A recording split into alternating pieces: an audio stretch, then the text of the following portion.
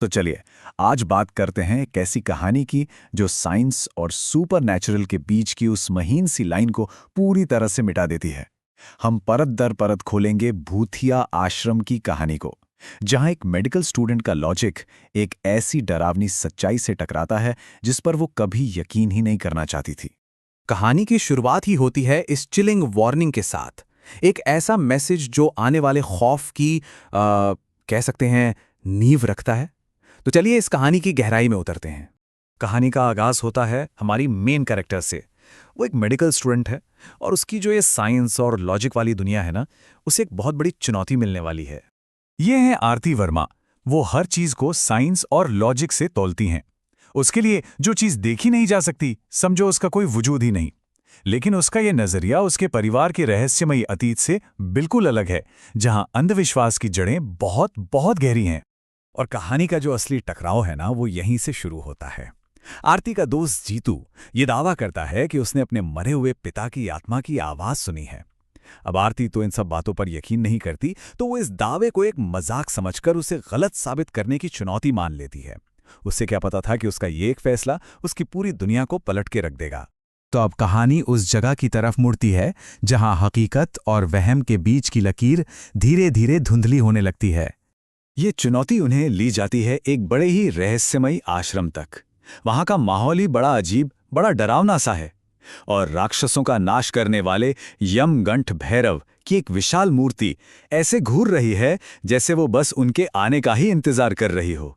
दोस्तों के बहुत कहने पर आरती अपनी मरी हुई मां से संपर्क साधने की कोशिश के लिए तैयार हो जाती है। वो इसे बस एक खेल समझ रही थी। आश्रम की मुखिया सौम्नी देवी के बताए एक खास अनुष्ठान को बस वो यूं ही फॉलो करने लगती है। उस पूजा के दौरान आत्मा एक ऐसी बात बताती है जो सिर्फ और सिर्फ आरती की मां ही जान सकती थी। एक खास छिपा हुआ पारिवारिक गहना जिसका जिक्र कभी किसी और से हुआ ही नहीं था। और जब आरती को वो कंगन ठीक उसी जगह मिलता है, तो उसका साइंस पर जो अटूट विश्वास था ना, वो हिल जाता है। ये एक पक्का सबूत था कि आत्मा से उसका संपर्क सच में हुआ था। उसका लॉजिक हार चुका था।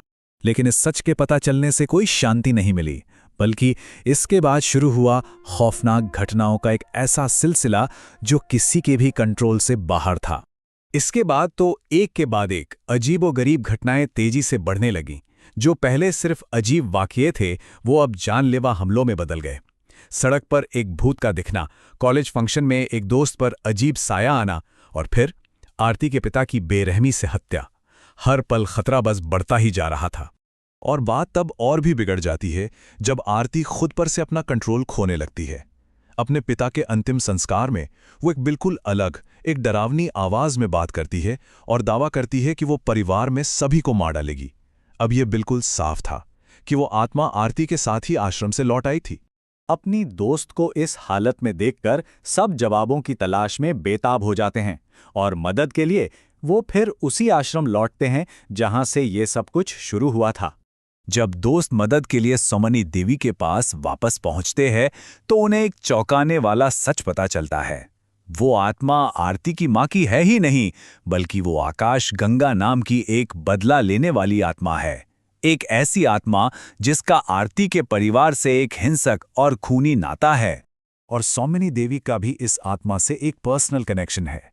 वो उस तांत्रिक की बेटी हैं जिसने सालों पहले इस आत्मा से जंग लड़ी थी। और यही बात उन्हें अकेला ऐसा इंसान बनाती है जो इस शक्तिशाली आत्मा को हराने में मदद कर सकती है। अब सारी की सारी उम्मीदें उन्हीं पर टिकी थी। और फिर एक भयानक डेडलाइन तय की जाती है। 31 जुलाई, अमावस्या की रात।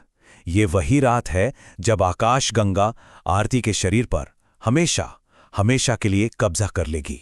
तो अब सवाल यही है कि क्या आरती को बचाया जा सकता है?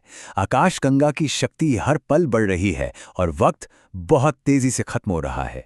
तो चलिए अब कहानी के क्लाइमैक्स पर चलते हैं और देखते हैं कि आरती की आत्मा के लिए ये आखिरी लड़ाई कैसे लड़ी जाती है। आखिरी लड़ाई के लिए मंच तैयार है। एक तरफ है सौम्नी देवी और उनकी प्राचीन शक्तियां, और दूसरी तरफ आरती के शरीर पर कब्जा जमाए बैठी वो बदला लेने वाली आत्मा। अब जो आरती है वो दरअसल आकाशगंगा की आवाज बन चुकी है। वो सोमिनी देवी और उनके प्राचीन रिचुअल्स का मजाक उड़ाती है। वो उन्हें खुलेआम चैलेंज करती है, क्योंकि वो जानती है कि इस रात उसकी ताकत अपनी चरम सीमा पर होगी। झाड़ फूंक का ये रिचुअल एक हिंसक जंग में बदल जाता है। इसमें दो शक्तिशाली ताकतें एक दूसरे को खत्म करने पर तुली हैं। ये अच्छाई और बुराई की एक फाइनल जंग है। एक बहुत ही इंटेंस और थका देने वाली लड़ाई के बाद आखिरकार सौमिनी देवी की आस्था की जीत होती है और आरती उस बुरी आत्मा के चंगुल से आज़ाद हो जाती है। लेकिन इस जीत की एक बहुत बड़ी कीमत चुकानी पड़ती है। जैसे ही आरती होश में आती है, सौमिनी देवी जिन्होंने उसे बचाया वो रहस्यमयी तरीके से गिरकर मर जाती हैं। कहानी में ये एक आखिरी दुखद मोड़ है जो सबको हिलाकर रख देता है। आरती फिजिकली तो बच गई, लेकिन इस खौफनाक अनुभव ने उसकी रूह पर बहुत गहरे जख्म छोड़े हैं। तो कहानी हमें ये सोचने पर मजबूर करती है कि क्या आत्मा के जाने के बाद उसके छोड़े हुए निशान कभी मिट पाएंगे।